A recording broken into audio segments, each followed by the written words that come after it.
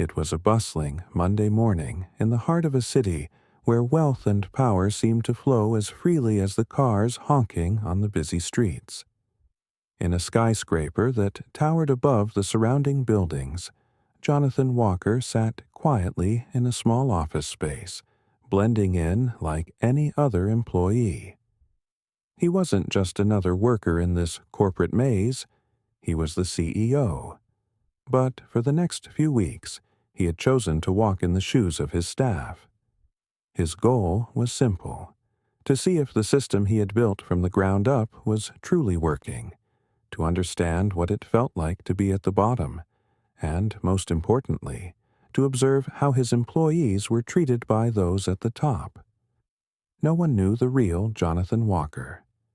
They knew him as Chris, the mid-level manager in his early 30s who'd joined the company just weeks before. He wasn't particularly loud, and he didn't stand out in the crowd, exactly the way he wanted it. He observed, listened, and learned, quietly taking in every detail of the company's daily operations. One particular morning, his boss, the senior VP, Carl Richardson, had come in, already agitated. He was known for his quick temper, but no one dared challenge him. Carl had a reputation for getting things done, no matter the cost. He stormed into the office, his voice raising over the ringing phones. "Did you finish the presentation for the board meeting yet?" Carl barked at an employee sitting at a nearby desk, his tone dripping with impatience. The employee, a young woman named Lisa, nervously nodded. "Yes, Mr. Richardson. I'm just finalizing a few details." Carl wasn't listening. His eyes were already scanning the room, his mind racing. "You're taking too long. The board expects results today. Don't make me remind you again." Lisa's face flushed. She had been working overtime, sacrificing her evenings to get this presentation right. But Carl didn't care. His standards were high, but his expectations were unreasonably harsh. Jonathan watched the scene unfold from his desk, feeling a pit form in his stomach. He could feel the tension in the room, the undercurrent of fear that seemed to hang in the air. He knew that this wasn't how a leader should behave. As the CEO, he had always prided himself on building a company that valued respect, inclusivity, and empathy.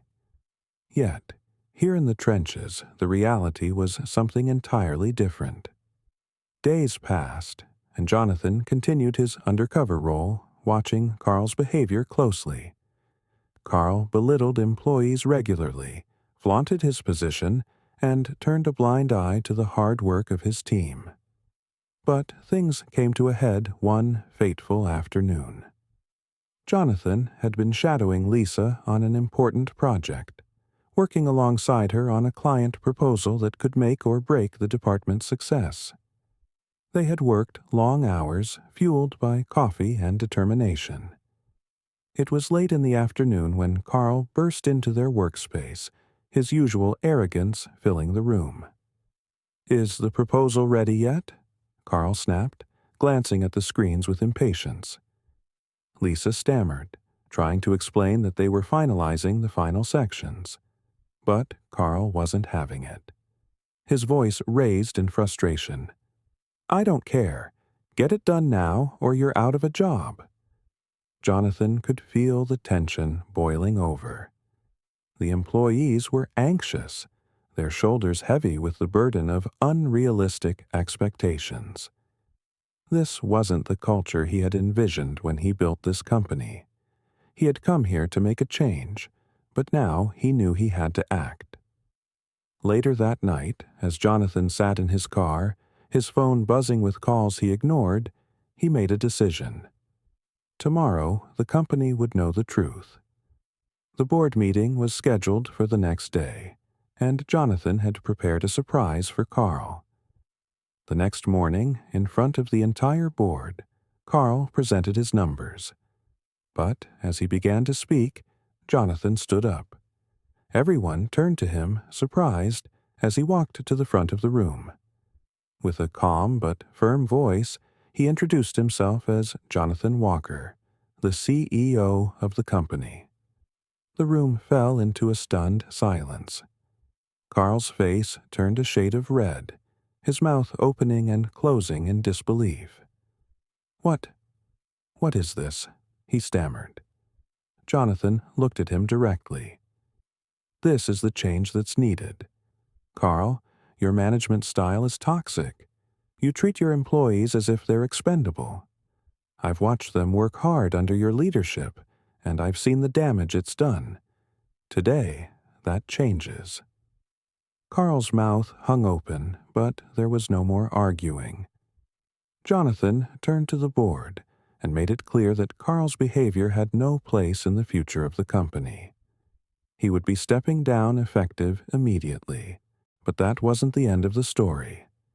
Jonathan didn't just fire Carl and move on.